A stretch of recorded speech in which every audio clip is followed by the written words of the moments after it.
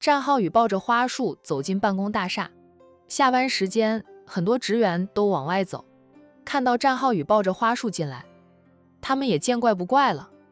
要是哪天看不到战浩宇出现，那才是奇怪的事。战总，不管大家心里怎么腹诽战浩宇，面上对他还是恭恭敬敬的。战浩宇笑着点头，算是回应了那些职员的问好。很快，他就走到了这乔家姐弟俩的跟前。阿涵，下班了吧？我来接你，咱们一起去吃饭。这束花送给你。说着，将花束递到了乔涵的面前。乔涵淡淡的道：“说了，我不喜欢花束，你不要每次过来都给我送一束过来。我办公室里都快成了花店。那有时候呢，他一天来好几次，就会送好几次花束。他要是将他送的花束扔进了垃圾桶里，那他就会报复性的送他更多的鲜花。乔涵就感觉自己快要被这个男人吃死了。我再多买点花瓶送到你的办公室里去。你是想暗讽我是花瓶吗？往我的办公室里摆满花瓶。”战浩宇笑：“好吧，是我的不是，那我下次不再送这种花束了，送那种很容易处理的花束啊。你办公室里的那些花瓶可以搬回家里摆放，那样你办公室就不是花瓶的天地了。”乔轩在一旁说道：“战浩宇，我哥不喜欢你送的花束。哎，我倒是喜欢的很，你送给我吧，我拿去送给我的红颜知己们，那还能省一笔钱。”乔轩，你还没有下班呀？战浩宇将花束塞到了乔涵的怀里，很自然地牵起了乔涵的一边手。乔轩则是故作夸张地道：“战浩宇，我这么大个人站在这里，你别告诉我哈，你现在才看到我，那样你的视力有问题哈，哥，你可得考虑清楚呀，别选了个瞎子。那是我眼里只有阿涵，看不到你这盏电灯泡。阿涵，我们去吃饭，一会儿告诉你一个消息。今天去我的丰泽酒店吃，还是你的广元酒店，或者直接回家里吃。他买在御怡别墅区的房子在装修中。真回家里吃啊？那就是去乔涵的小家，反正他现在也是那里的常客了。”乔涵无奈的道：“这么多人看着，战浩宇，你就不能给我留点面子？”战浩宇拉着他往外走，笑着：“咱俩光明正大的，又不是偷偷摸摸，没什么好丢脸的。江城里啊，还有谁不知道咱俩的事啊？”看着他得意的样子，乔涵真想一脚踹过去。乔轩跟着两人走，边走边说道：“战浩宇，你请我哥吃饭，不请我吗？你不请我吃饭，小心我给你穿小鞋，在我哥面前专说你的坏话，破坏我哥对你的好感。”战浩宇自信的道：“阿涵知道我是什么样的人，他信我。你约你的红颜知己去，遇到合适的就定下来，别让阿涵操心你的婚事。”至于乔涵的保镖团就已经成了隐形的了，默默地跟在乔轩的后面，眼睁睁地看着他们家大少爷被战浩宇塞上了车。很快，那辆迈巴赫就在大家的注视下驶出了乔氏集团。乔轩嘀咕着：“战浩宇真是我见过最嚣张的姐夫，对我这个唯一的小舅子一点都不巴结，不讨好。”嘀咕还嘀咕，乔轩并没有跟着去当电灯泡。如果他真的是有个哥哥呢，他肯定会跟着去啊，不能让战浩宇祸害他的哥哥。但他那个是姐姐呀，姐姐总要嫁人的，战浩宇适合他姐，他就不能跟着去当电灯泡，免得战浩宇跑去他父母那里告他一状，他爸妈会把他骂个狗血淋头的。现在啊，在父母面前，战浩宇比他姐弟俩要有面子多了。乔轩没有跟着来吧？战浩宇边开着车边问着副驾驶座的乔涵。乔涵都不用回头看，他说道：“他就是嘴贱，不会真的跟着来的，怕你在我爸妈面前告他的状。他就比我小10分钟，现在还没有固定的女朋友。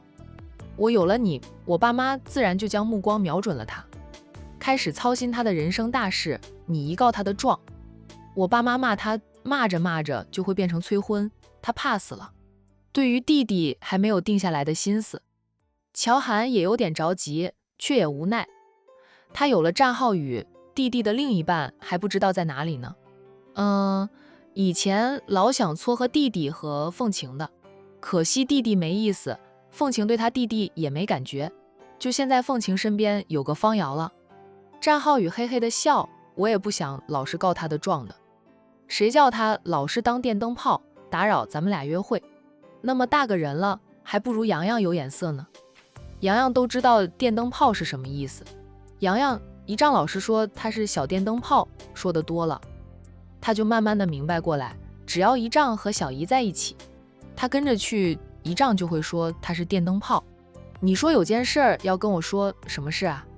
乔涵就身子往后靠在车椅背上，神经可以放松一下。车上只有他和战浩宇，保镖团开着保镖车跟在后面，听不到两个人在车上说的话。我二哥和二嫂今天去领了结婚证，上午领的证，刚才发朋友圈了，我看得羡慕死了。乔涵明白了，这家伙是想来哄他去结婚的。他淡淡的道，战二少爷和宁小姐已经订了婚，领证是随时都可以的事儿。战浩宇立即说道，那咱们也可以订婚，订了婚，你想什么时候和我领结婚证都可以，我不会催你的。乔涵沉默了一会儿后说道，我还没有考虑清楚要不要嫁给你呢。不着急，婚姻是一辈子的大事，我总要好好的考虑，想清想楚。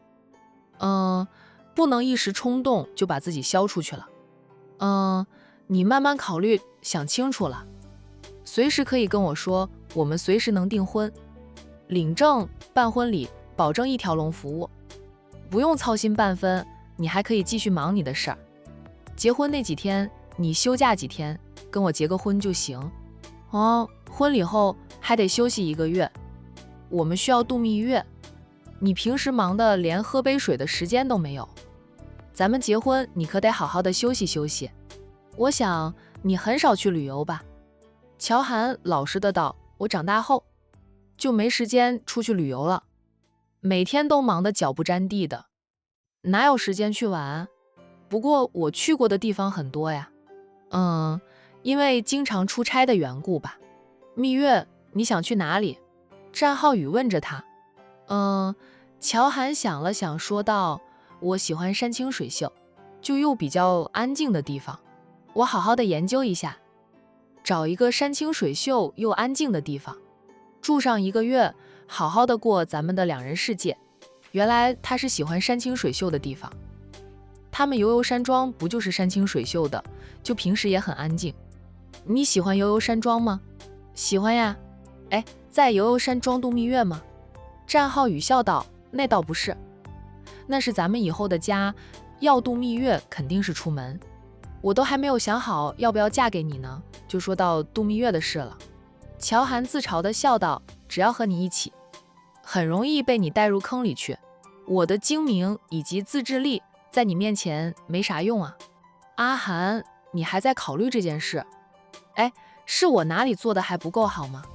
战浩宇觉得自己追求他也追求了很长时间，各种对他掏心掏肺的，但还是未能让他下定决心嫁给他，说明他做的还不够多，还不够好。他就想知道自己哪里做的还不够好。不，你做的够好了，是我觉得咱们约会的次数也不多，平时都是忙着工作上的事，我总觉得咱们的感情还没有深到可以结婚的地步，就别人说的那种1日不见如隔3秋的感受，我都体会不到。他们说体会不到这种相思滋味，说明我对你爱的不够。反正就是没有到可以结婚的地步，我就想再处一段时间吧，让我慢慢的考虑吧，这不影响你回家过年吧？要是战奶奶真的不让你回家过年，那就去我家过年吧。我想我爸妈会很欢迎你留在我家里过年的，那父母特别欣赏他。对比了一下其他人，乔涵心里也明白，她嫁给战浩宇是最好的，只是用他的话说的，他爱的还不够深，没有深到想嫁给他，和他过一辈子的地步。战浩宇，那就是我做的还不够好，没有尝过1日不见如隔3秋的滋味，不就是想让他离开江城，还他安静吗？嫌他缠得太紧了，不过偶尔也可以分开一段时间，看看他会不会想他想到发疯。真不是你不够好，浩宇。我喜欢你是喜欢你的。乔涵承认自己喜欢他。我没有特别好的朋友，想找个人倾诉倾诉都不行。哎，我也不知道怎么办。你给我一段时间好好考虑，去你们家酒店吃饭吧。你们那边的饭菜，我承认，比我广元酒店更胜一筹。丰泽酒店能与广元酒店打擂台，凭的是实力，不是战氏集团的名气。好，乔涵转移了话题。战浩宇识趣的不再在这个话题上说下去。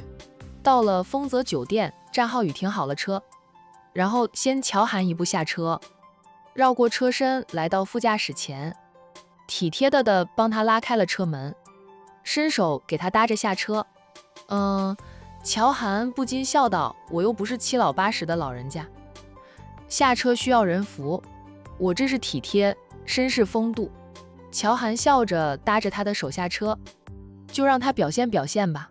不过战浩宇想牵着他的手一起进酒店，他拒绝了，抽回了被他握着的手。战浩宇眸子微暗，在大庭广众之下，他始终不乐意和他表现得像恋人一样。如他所说，他爱他爱得还不够深。就两个人并肩走着，走了几步，乔涵忽然停下来。怎么了？战浩宇关心地问他。不会是遇到了他的那些追求者吧？战浩宇看向前方，并没有看到他的那些追求者。郑华。乔涵低低地说了个人名，随即他就拉着他躲到了一辆车后面去。那几名保镖以为有危险，本能的反应就是以最快的速度冲到了乔涵的前面去，准备帮着大少爷挡险。都躲起来，别挡着我啦！乔涵低声吩咐着保镖团。大少爷原来是想看某人的八卦新闻呀。乔涵指着一个戴着墨镜又一身黑衣的老男人。那个老男人搂着一个年轻的女人，那个女人有着天使般的面容，却又有着魔鬼般的身材，穿着又性感。只要从他身边走过的男人，都会忍不住扭头多看他几眼。那是凤晴的亲爸，凤家主的丈夫郑华。他身边那个女人我就不认识了，他居然敢在外面偷腥，这要是被凤家主看到，能把他的老皮都扒下来。听说是凤家主的丈夫，战浩宇当即就掏出了手机，抓紧时间偷拍着视频，嘴里说道，凤家主去参加了我大哥大嫂的婚礼后，还留在莞城呢，她老公估计是想趁她不在江城，赶紧偷吃。乔涵说道，凤家主管她男人管得特别的严，郑华估计也不敢真的偷吃，顶多就是像现在这样搂搂抱抱，占点小便宜，他更没有钱满足女方的各种要求呀。那女人的颜值高，身材火辣，是大部分男人都会喜欢的类型，也怪不得一向被管得死死的，都不敢有半点出轨之心的郑华，都忍不住了，趁着老妻不在江城，偷偷摸摸的找个小年轻跑到酒店来吃饭。战浩宇在他头顶上低声说道，你是不了解男人的劣根性，凤家主早晚都会回来，趁他不在，姓郑的怎么可能不偷吃？那就这样搂搂抱抱，岂能满足他呀？你以为他带着这个女人来酒店单纯是吃饭的？要不要通知凤晴过来帮他妈捉奸？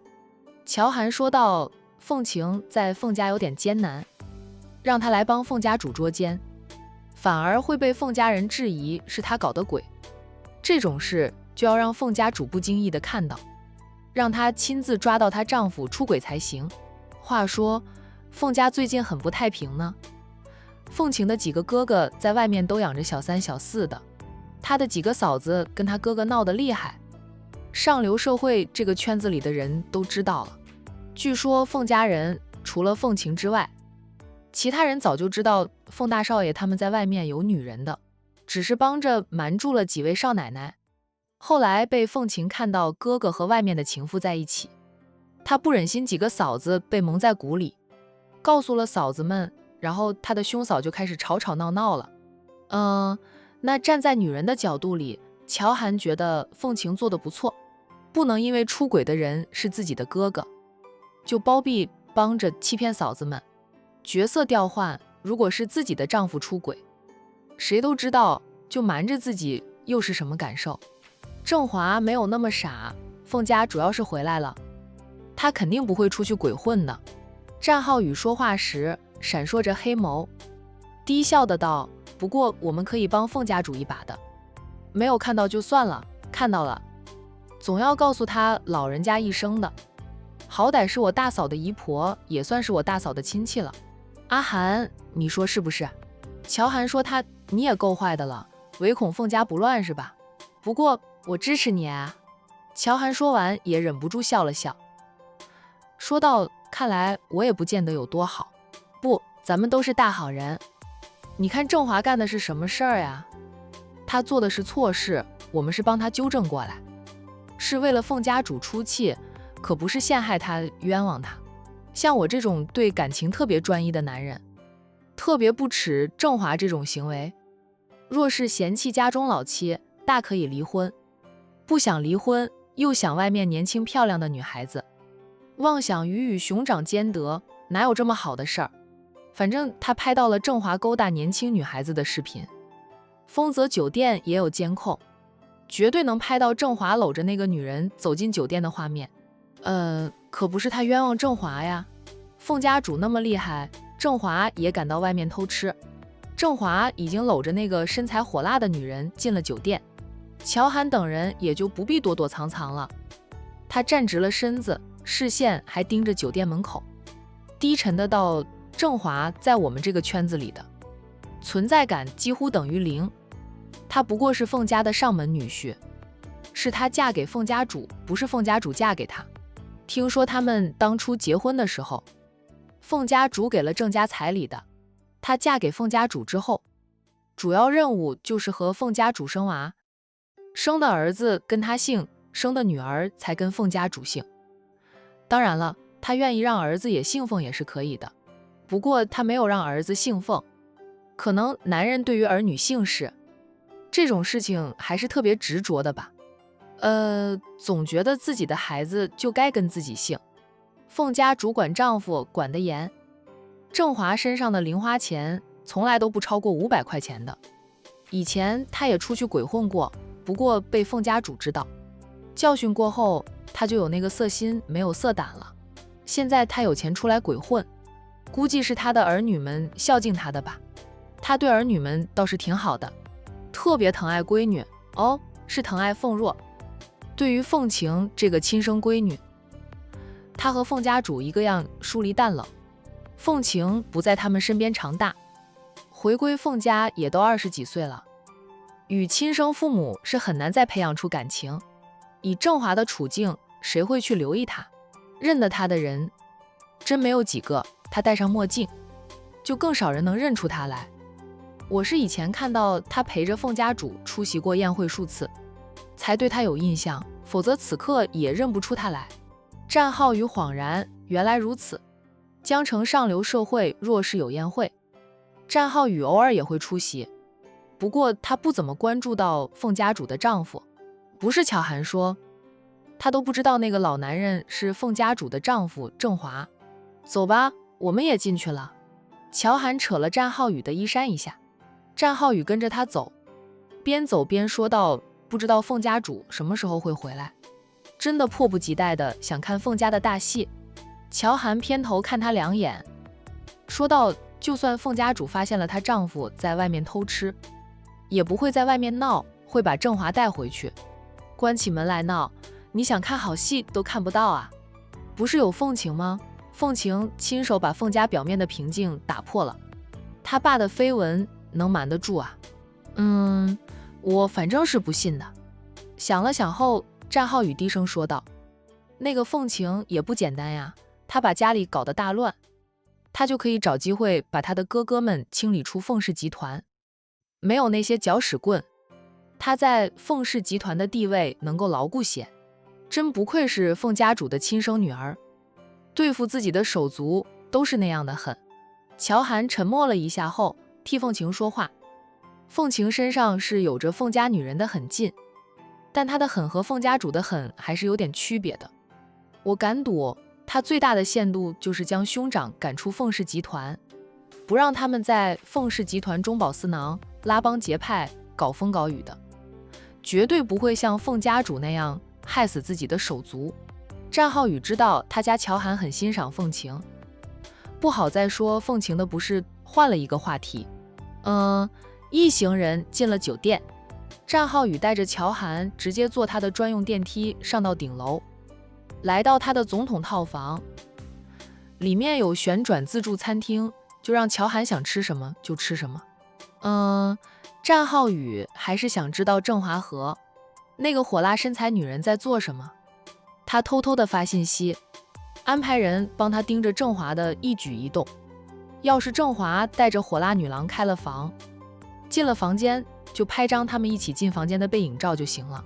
那与此同时的凤氏集团总裁办公室里，凤晴独自一人坐在办公桌前吃着快餐。工作忙吗？她不想出去吃，一来一回的浪费时间，那便提前订好了外卖。那有时候她也会下楼去到公司的饭堂里吃饭，除非要招待客户，她才会去高级酒店消费。尝过创业的苦，知道挣钱不易啊。凤大小姐在消费方面并不像凤若那样大手大脚，花钱如流水，她是该花的就花，不该花的一分都不花。就像是吃饭能吃饱就行啊，她是不挑的。不像凤若出去吃顿饭最少都花钱好几千块钱，要是喝点酒那得上万甚至好几万。凤晴的手机响了，是有新的微信信息。就她边吃着饭边拿过手机来看，是方瑶发给她的一个视频以及几张相片。不管是视频啊还是相片，都是他爸和那个火辣女郎在一起的画面啊。那个火辣女郎本身是某位大佬养的情妇，由于那位大佬偶尔才会找她一次，她耐不住寂寞，经常到外面去偷偷的风流快活。反正知道那个女郎是某位大佬养的情妇的人并不多，郑华就是不知道，否则他也不敢招惹人家的情妇。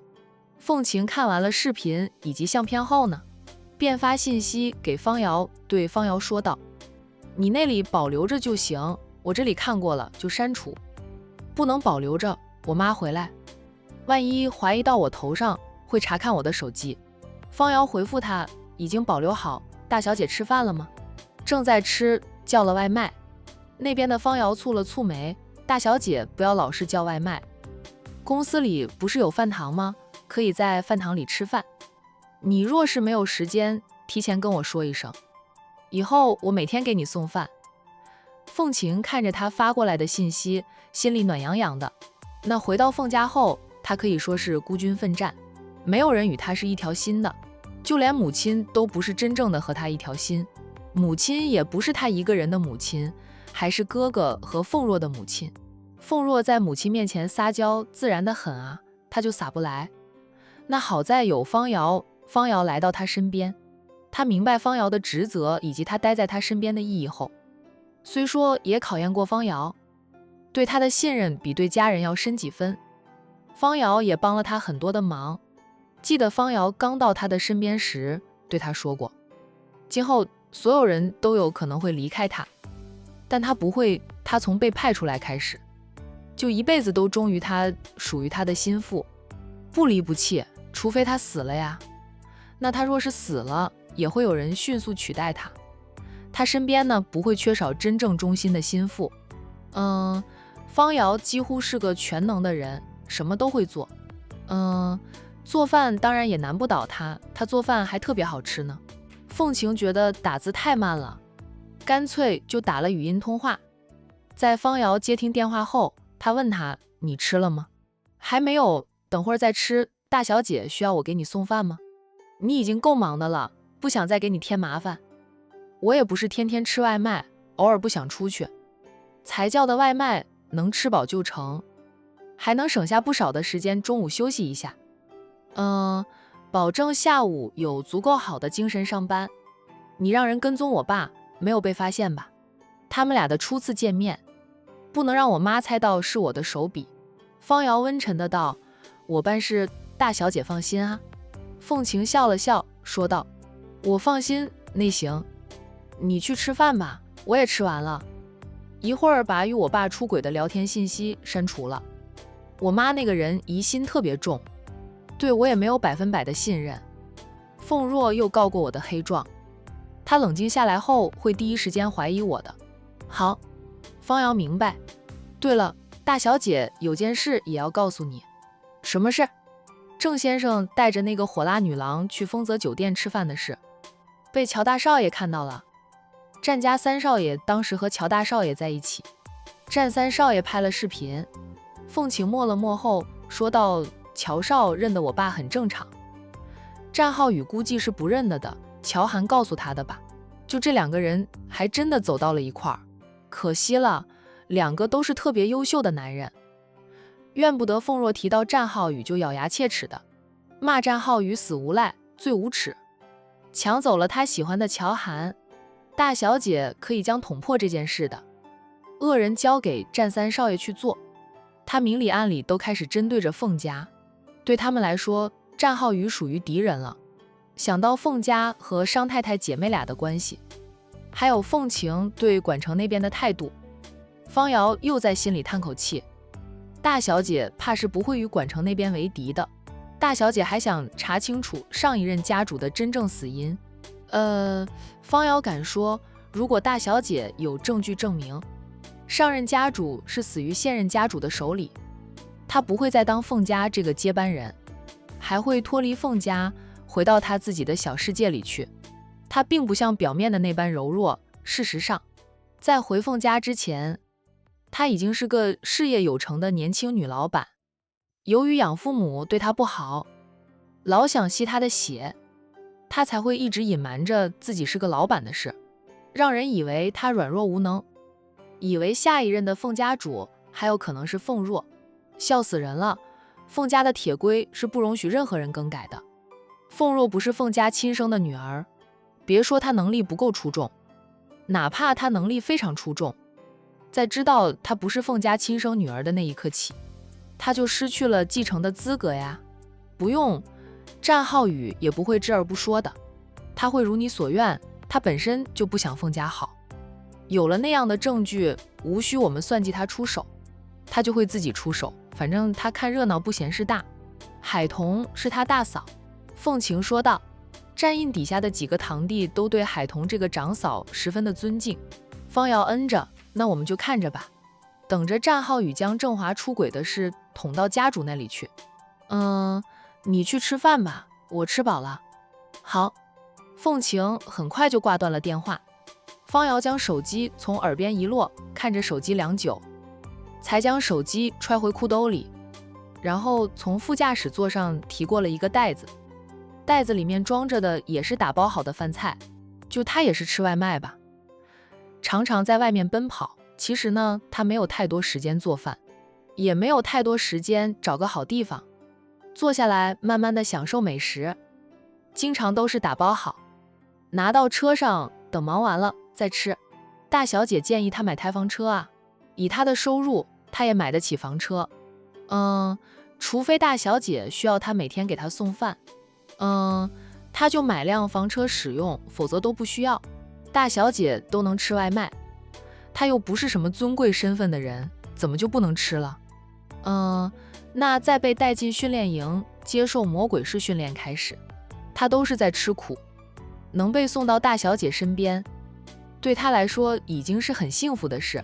如果他各种考核不合格，无法胜任家主或者接班人的助理，就会被安排去给凤家的人当保镖，有可能是家主，有可能是那几位少爷。身为孤儿，又是打小在训练营长大的他，最好的归宿就是成了大小姐的助理。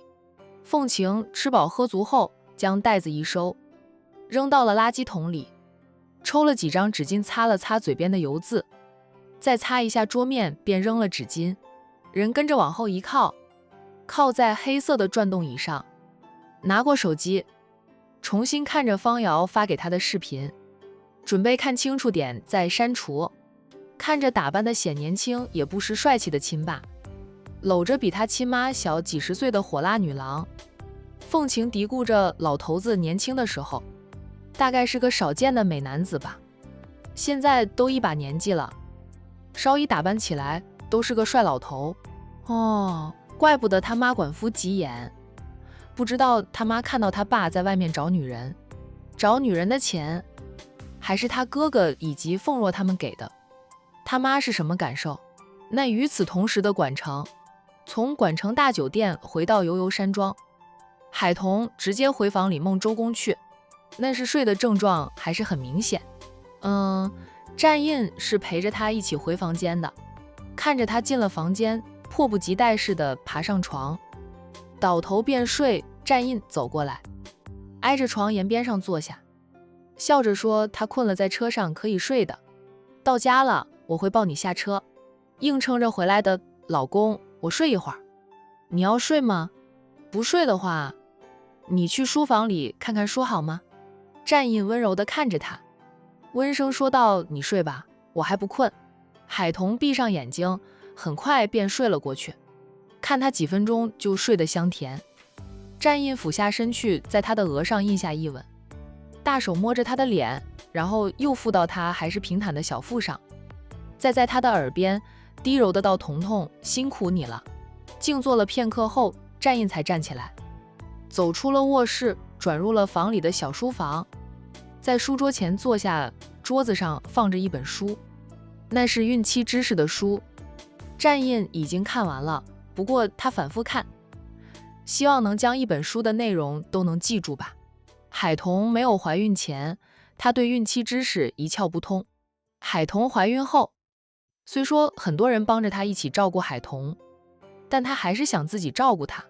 然后他便跑去书店里买了很多与孕期有关的书，还拿着自己买的书去找了苏南，一番对比过，确定苏南看的书跟他看的是差不多的，他才抱着一堆书回家。蜜月期间呢，他不管公司的事，一心一意陪着海童，有的是时间看书，就翻开了书本，他从头开始看，对照着海童现在怀孕的周数，他翻到那个周数的页面，就将里面的所有内容反复的看。按照书本的介绍，海童肚里的宝宝还没有长成人形，需要怀孕12周了才能成为真正意义上的胎儿啊。家庭医生提醒他，过几天可以带着海童去医院检查一下，排除宫外孕等意外。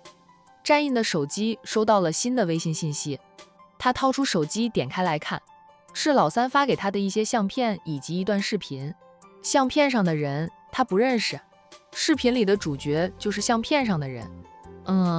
战印蹙眉，老三不会无缘无故的发这些东西给他的。正想打电话给战浩宇，战浩宇先一步打过来给他了。战印接听，哎，大哥，方便通电话的吗？战浩宇送乔涵出了酒店后，就回到自己的办公室才给大哥打电话的。战印说他有事就说没事就挂电话，不要问我方不方便，方不方便你都打了电话过来。战浩宇笑了笑，说到我给大哥发的相片以及视频，是凤家主的丈夫出轨的证据。战印不说话，等着他说下去。凤家主丈夫姓郑，郑华，年轻时很帅气，就是没什么本事，才会成为凤家主的丈夫。在凤家，他虽然被称为先生，事实上却得不到真正的尊重，完全要养妻子鼻息生活。凤家主管他也管得很严，每个月的生活费都不给他，每天给他的零花钱不会超过500元。曾经想过出轨，被凤家主一顿教训后，就只有色心没有色胆了。这一次凤家主去了咱们管城，参加大哥和大嫂的婚礼，逗留在管城大半个月都没有回江城，郑华就有了机会吃顿快餐，让凤家主知道肯定少不得了一番吵闹。如今的凤家也够乱的了，凤家主的儿子们在外面都养着情妇，被凤晴捅穿了，他的儿子儿媳们现在闹得正欢，要是再加上凤家主和郑华，将会更加的乱。大哥跟大嫂说说有什么计划，可以抓住凤家大乱时实施。战印低沉地问郑华是凤家主的丈夫。乔涵告诉我的，我不认得郑华。乔涵是土生土长的江城人，与凤家接触的机会多，他肯定认得郑华的。郑华陪着凤家主出席宴会时，他见过郑华几次，错不了。凤家的那个真千金也有点意思。战印说了句，战浩宇也说那个凤晴有心机，有手段，不过也讲道理。可惜了，有凤家主那样的母亲，凤晴能不能接管凤家主之位，还是个未知数呢。他大嫂的亲妈可是上一任凤家主的亲生女儿呀。凤晴私底下也在搜集凤家主当年暗害长姐和妹妹的证据，我们外人很难搜集到证据，再加上时间过去的太久，除非有见证者和知情人还活着，否则靠我们很难搜集到证据。战浩宇长期在江城追妻，战印让他留意着江城凤家的动静，给海童他们最新最真实的消息。战印说道，虽然目前来看那个凤晴三观挺正的，但她始终都是凤家主的亲生女儿。若是她手里真有证据，她是否真能做到大义灭亲，这个不好说啊。让人盯着凤晴，若是她比我们先一步搜集到证据，想办法从她那里夺得证据哈。不是所有人都能像你二嫂那样大义灭亲的。你二嫂的情况和凤晴也不一样，宁太太对宁云初诸多虐待，又是害死了宁云初的亲爸，更差点要了宁云初的命，导致他失明10年，还害得他生育艰难。这种让宁云安对亲妈没有母女之情，有的是怨恨，故而他才能够大义灭亲。况且宁太太也是自己作死，才会撞在枪眼上。战浩宇答道，我早就安排人盯着凤晴的了，只是凤晴身边有个男人特别厉害，听说是每一任家主身边都会有一位助理，那位助理经过特殊训练的，能力非凡，身手了得。最重要的是，宁死也不会背叛家主，是最忠于家主的人。上任凤家主的助理，是否也和他一家人一起出了意外离世？战印忽然问着上任凤家主的助理情况。战浩宇一噎，随即说道，这个还真不知道呢。事发在40-50年前，那时候他们都还没有出生呢。他们战家又是在管城，就算是他们的父母都对这件事知之甚少。